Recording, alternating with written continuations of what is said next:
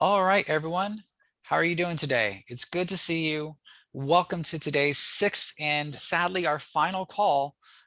We've had a good run, good past couple months. Some of you have been with us since the very beginning, and we're so glad you could see every single presentation we did. Some of you joined a little later, and so you got those video recordings. And some of you might even be here today for the first time. And if this is your first meeting with us, welcome. We're very excited to see you. Today's presentation is going to be about voting, online voter registration, as well as next steps. So let me share my screen so we can get this presentation going. And you should be able to see this beautiful background of Kauai. And we're going to get the presentation slides up. And here we go, everyone. So once again, welcome today. Today's presentation is on online voter registration and next steps, as I mentioned. I am joined by my colleague, Jesse Nolan. He's going to be co-presenting with me today and has a lot of great information to also share with you.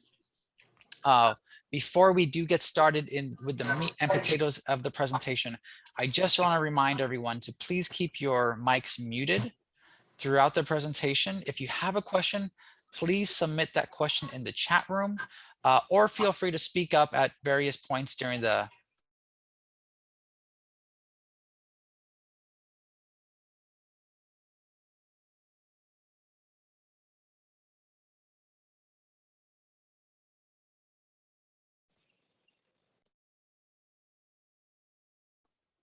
I can't hear you. I can't. No, I'm talking on the Zoom. Can't hear you. Hi, can you hear me now?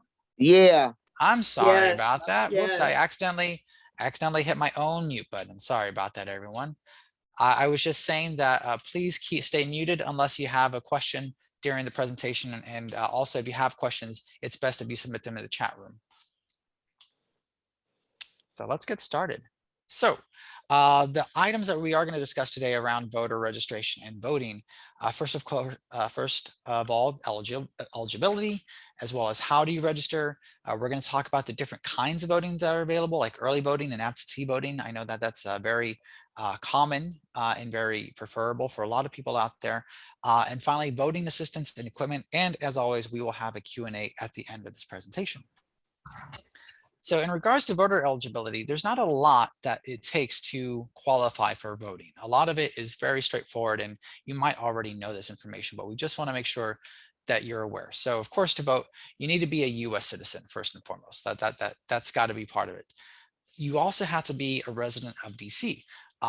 If you're a resident of DC, you can only vote in DC. Or let's say you're splitting your time in between two different places. Let's say for whatever reason you live half of the time in Florida and half of the time in DC. You can only vote in one or the other. You can't vote in both. So if you want to vote in DC, you can't vote at the other place that you live if you do live somewhere else during the year. Just want to be very clear about that.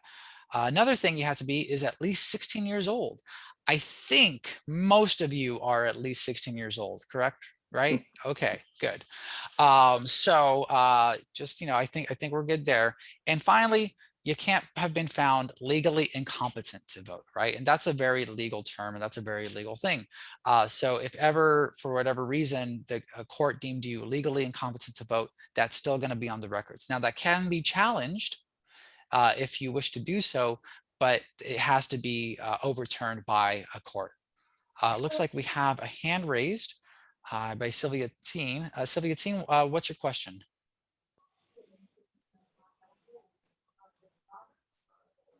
Sylvia Teen Morgan, you raised your hand. What is your question?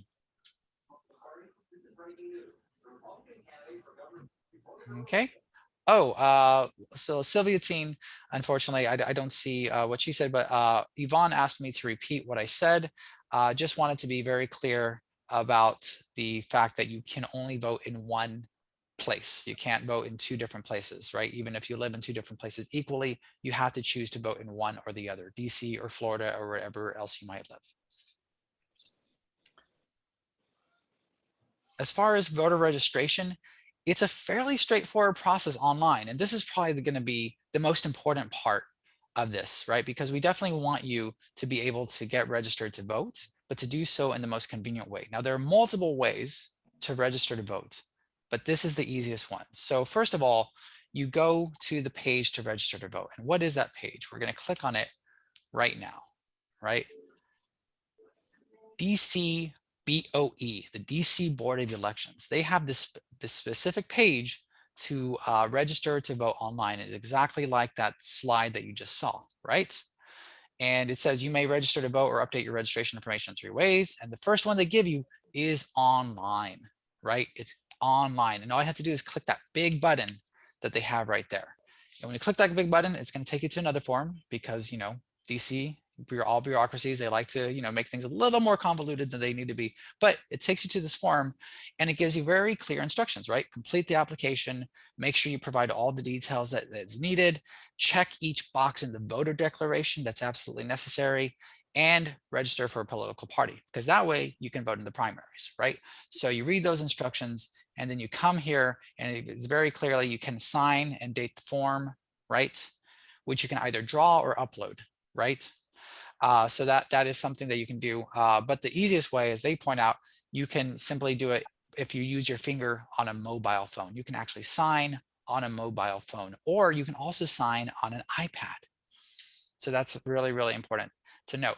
You would start to do all this stuff. You read the instructions, you come down here, you click on the button, and then you hit next. And that's where it asks you for all the information that they just said that you would need to provide, right? Now, one thing I do want to point out, we're not going to do the real form together, right? Because it's an actual government document. But I do want to point out that it is going to ask you for sensitive data, right? Last 4 digits of your social security, your DMV issued identification number, these different items that they want to use to prove you are who you are and that the information gets to where it needs to go. That's sensitive data. So when you complete this form, please do so in the comfort of your home or on a private network that you trust, right? You shouldn't be doing it at the library.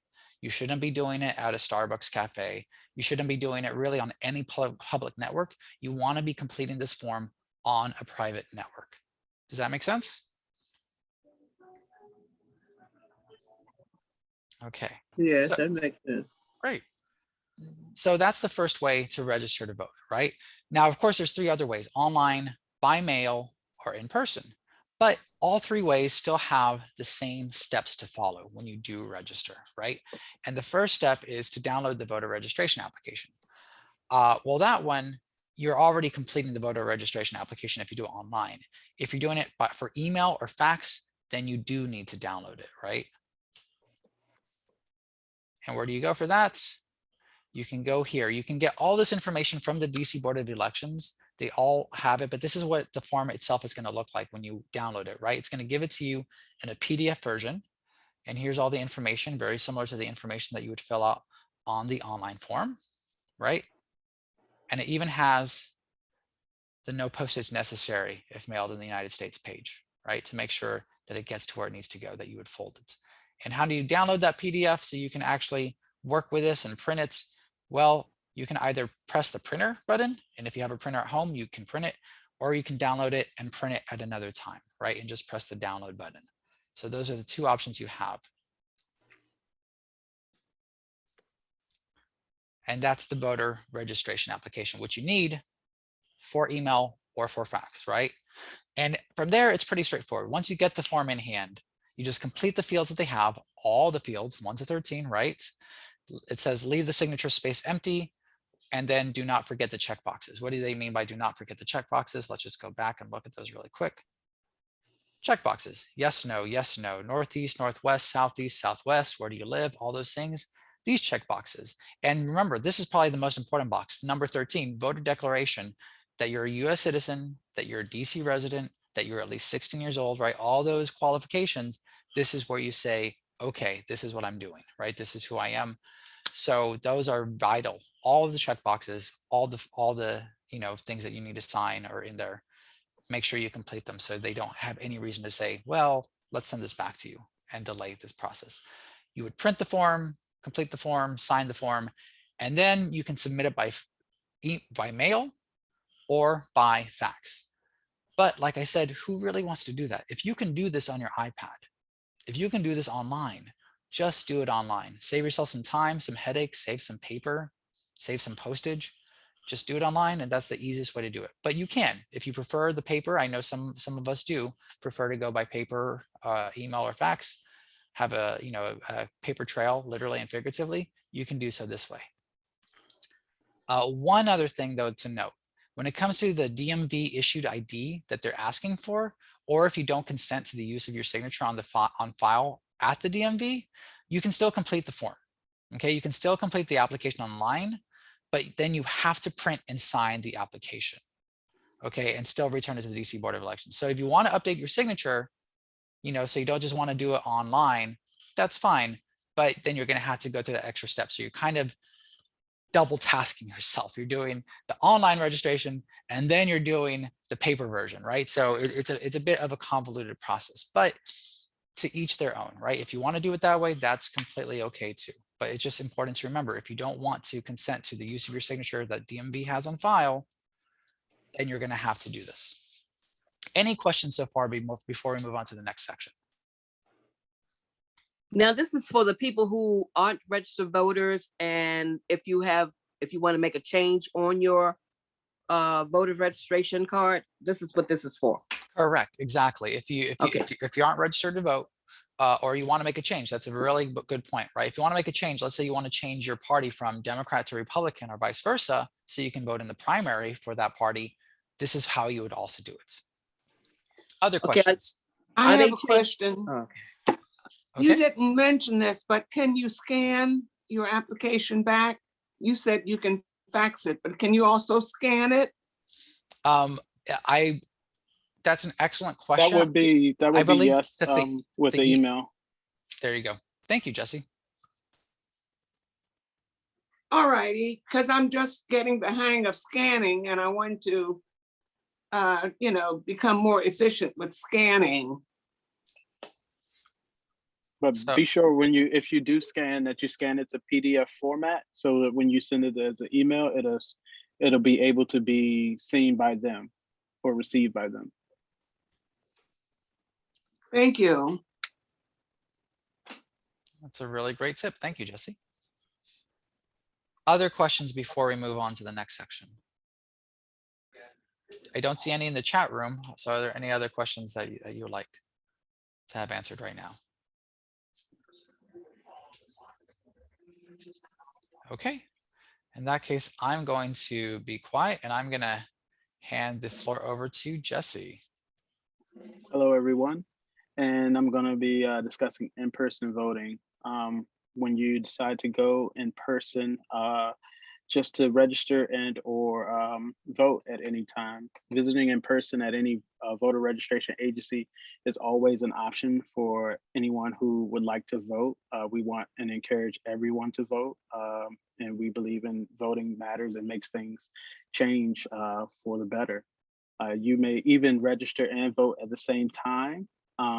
If you decide, hey, last minute, I want to be a part of this, I want to help to make change in my community, you can, and we are, everybody at DOES, DC Board of Elections, I'm sorry, is encouraging for people to get out and vote. To register, you must provide proof of your residence here in DC that shows your name and current District of Columbia address, and that has to be acceptable for documents that have been within the past 90 days. If we go to the next slide, Mark, you can see all the acceptable documents that the Board of Elections here in DC accepts. They accept a valid government issued ID. As you know, the DMV is now issuing real IDs, which is causing everybody to update and change their ID. A current utility bill, water, gas, electricity, cable, internet, telephone, your cell phone bill counts as a utility bill, something that has your name and address attached to it. Statement from your bank or credit union, again, accredited place of source that has that, again, combination of your DC residence along with your name.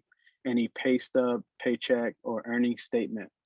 All these documents that they're accepting, again, have a combination of your name and your current place of residence, because again, that's what they're looking for. They want to make sure that you're a DC resident and somebody that's speaking on behalf of the DC community. The Jesse, government. quick question. This is great. Only one of these forms is required, correct? You don't need multiple forms of ID here, correct? Correct. All right, thank you. Correct. You only need one that you could use to prove that you are who you say you are. But these are the different ones that you can use. If you have a lease, say you just moved into town and you don't have everything else, you can use your lease or your mortgage agreement. You don't have a place, and say that you're in a homeless shelter, but you are living in this city in a homeless shelter. You can have an occupancy statement given from the homeless shelter, so that you too can have a voice here in the city. And then lastly, if you're a student, you can show your tuition or your housing bill for the city. And where do you go? A lot of people want to know, where do I go when I vote? Now you're not restricted to a specific location that you have to vote at. You can vote where it's convenient for you. Say if there's a voting location that's closer to your job and you have to go to work that day. Some places don't excuse people to vote and some places do. You can go to a voter location that's closer to your job and it's not a hassle. And you can look that up here on this map. Or you can go somewhere that's closer to where you live and in your community. You can do early voting, you can do mail-in ballots, and you can do curbside voting with the drop-off centers. Here you can see the different voting locations on the map, and you just put in a location. See here, and it'll show you all of the places you could vote that are in that area and how far they are from you, and the times that they're open and available. Was there any question around this? Are you saying you can vote in any precinct regardless of where you live? Yes, as long as you're registered in the city of DC, that location will allow you to vote. Oh, that's great. Yeah, well, that's brand new, I'm sure, because Yeah, I it used is. to work at precinct 62, and you got a provisional ballot maybe if you were out of precinct. Mm-hmm. I think another thing that's worth pointing out is this map that you can use to look for different voting stations, is that they do have it separated based on what kind of voting you're using. There's the mail ballot drop boxes, which has the little envelope. There's the early vote center, which is green, and then the red vote centers, right? It's the election day vote centers, so you don't want to go to a green or a blue one on the day of voting, you want to go that red one. But just, yes, that is great that you can vote on the and same what you want to anywhere. pay attention to, see how this is their live website that we have here on the screen, and right there in the red, you may vote at any location. And that's again so that people aren't discouraged to vote just because they couldn't get to a specific location. Is there any further questions about where can you vote or where can you go? All right, Mark. So there are also multiple types of voting, as Jesse alluded to, and also the map of voting stations that you could vote for, right? So there's early voting, and early voting is a great way to beat the rush, definitely to avoid people, which I think a lot of us are trying to do right now during the pandemic. And it uses the touchscreen voting equipment still, right? So you go in, you use the touchscreen voting equipment, and it gives you a piece of paper that you can actually take with you. So it's not just you touch the screen and then you're done. You're actually going to get a receipt of your vote if in case there's some issue for whatever reason. And it's a great resource. And I believe that you can early vote up to at least 30 days. Jesse, am I wrong? Prior to the election? Oh, you're muted, Jesse. Yes, up until that last 30 days, and when they cut off early voting, and then you have to Yes. actually go to a location and vote. So yes, so there's And quite a bit again, of time. I'll go for it. yes, I was gonna say again, if you still are leery because of the pandemic about going in and voting, they do have other options, which Mark is going to touch on. Yes. So in addition to early voting, There's also absentee voting, and this is where those drop-off boxes come into play, right? All registered voters will receive a mail-in ballot, right? That you can either mail in directly or drop it off directly into one of those ballot boxes that are on that map that we saw.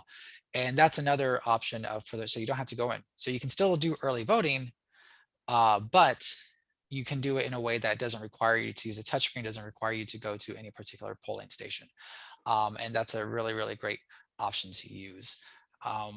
One thing though is that you want to make sure that your address is up to date. And this goes back to that form again that we talked about, voter registration.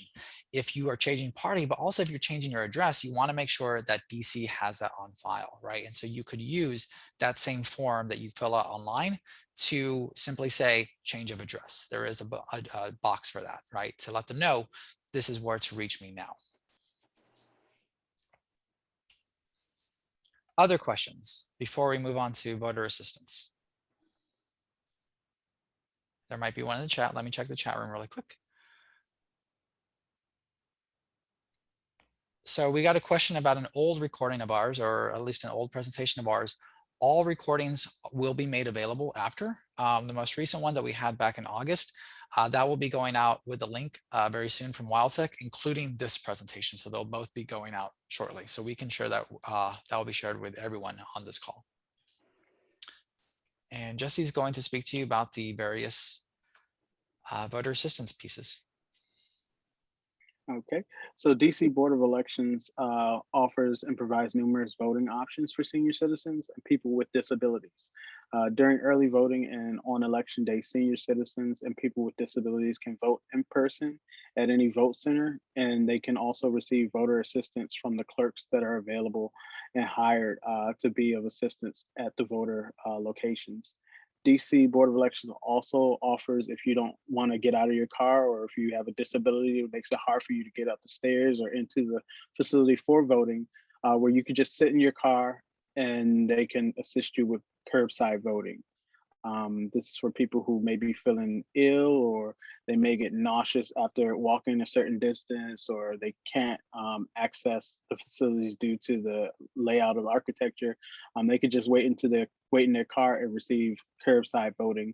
And the thing about curbside voting that you want to be attentive to is that it's only at select voting centers. And so you have to check in through the website to see where you're able to do curbside voting.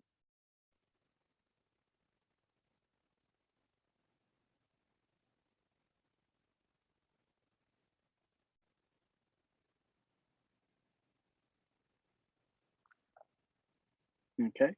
And once you're inside and at the voting locations, just so that you aren't hit and shocked, these are the voting equipments that you'll be using. The DC Board of Elections utilizes the DS200 tabulators and the express voting ballots marking devices that they use when you go in to cast your vote. And like Mark said, you'll get a printout, kind of like a receipt showing who you selected, and so that you can have on record and remember what selections you made when you cast your vote. Any That's questions? something different. We haven't got that before. This is something different we be getting, a copy of our voting register. Mm-hmm. Yeah, because we have never got that before. Okay, it sounds good. Thank you. Yes. So is of course the contact information for the DC Board of Elections. If you want to give them a call, if you have any questions about any of the items we talked, but we do have more time. This was probably our shortest presentation, but it was a lot action-packed, definitely an action-packed presentation. A lot of things that we discussed, all the way from the beginning process, how you qualify, how you register, and then your different options for voting. So now is a great time to ask any and every question you have about voting. And if we can answer them, hopefully we will. And if not, well, there's always the DC Board of Elections that can actually help us out with that. So please. When is the next voting season? When do we vote next time? October, coming up. What is that? Do you know the date? I don't know the Is- specific date that Isn't the it early, usually in November? What is, you said it's in October? I yes, thought it was- so that's when early voting begins. Remember, early voting typically Yes. starts around 30 days before election. And elections are typically held on, I believe, the first Tuesday or the second Tuesday of November. November. Yes. Yes. So 30 days prior to whatever the official election day is, early voting will be opening. So we'll probably be getting in the mail one of the booklets that they always send out. That should be arriving early in October, I would imagine. Yes, it should be. It should be arriving if you are registered, if you haven't changed your address, you know, if you're still in the system. So as long as the information in the system is correct, you should be getting a mail-in ballot. Everyone who's a registered voter already will get a mail-in ballot, right? And then you can proceed to use that mail-in ballot, or if you choose to vote another way, in person, curbside voting, you can do so. Do you know if any of the principals at the Board of Elections have, are new this year? Because I think, you know, there've been so many complaints in the past. I was wondering if there are new people at the helm. That I don't know. I'm unaware of any changeover at the DC One Board of the Elections. things you may want to look at is if anybody has internet access and is able to go to the Board of Elections dcboe.org website. They have an upcoming events calendar, which states everything that's upcoming. You have National Voter Registration Day, which is the 26th of this month. And that goes on for a couple days, where they're encouraging people to get out and register. You can view all the events and major dates on a month-to-month calendar that they provide, which is very simple and easy to read. Let's see here. Hey, you want to get James this weed? Yeah. If you got all that. Yeah. I wish I knew I would have gave $10 to get some booze. All right. So yeah, unfortunately, I'm sure the information about the whoever is you know, members of the DC Board of Elections should be on that website as well, I imagine. I do want to get to some of the other questions that we have. So beginning with Harriet Brown, I believe you have your hand up. Harriet, how can we help you? Yes, October, is that the primary? So just to be clear, the voting day is in November. Voting always takes place in November. Primaries, I believe, that's a great question. When are the primaries? That I actually don't know, but we can look this up in real time. That's it's something like for the councilman and So yes, election and governance. stuff like that.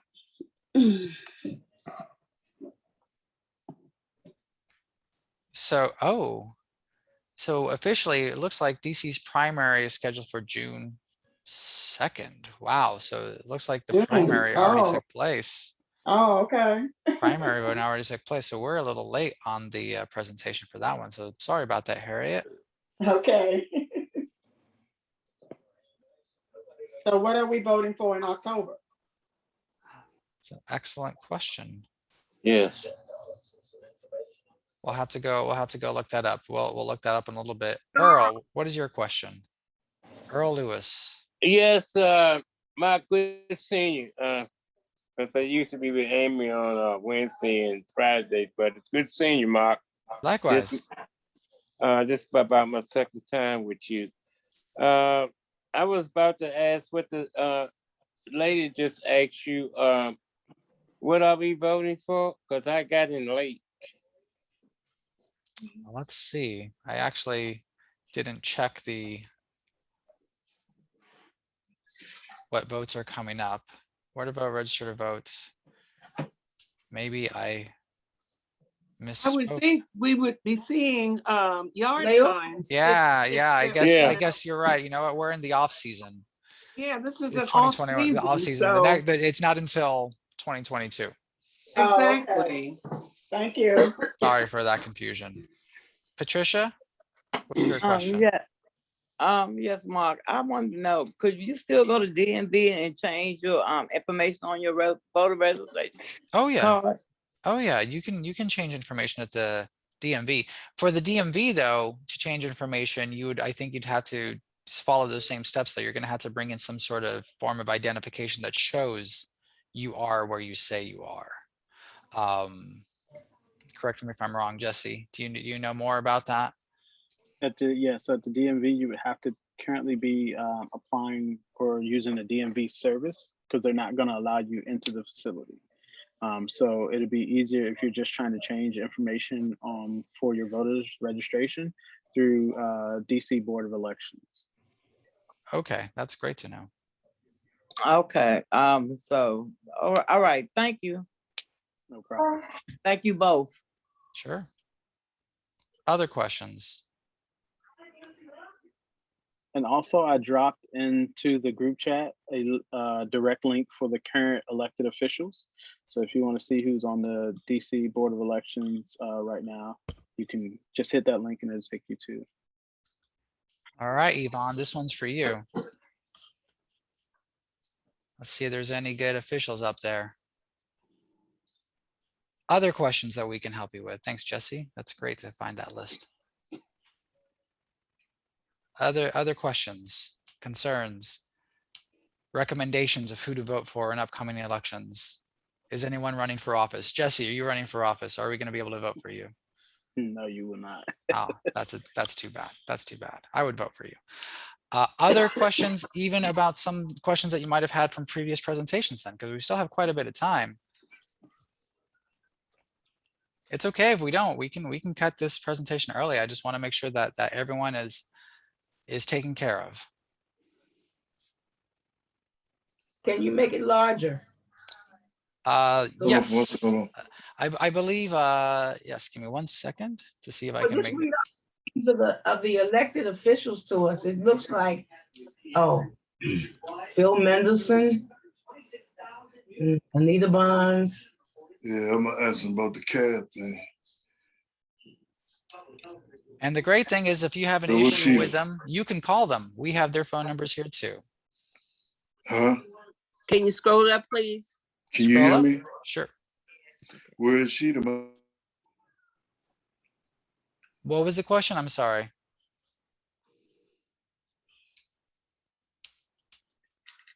Michael, was that you? It sounds like you are muted. So June is the primary and June of next year is the primary, correct? Correct. And Michael then- Jones, though, you had your hand up. I want to get to your question, but you're muted. You got to unmute yourself, sir.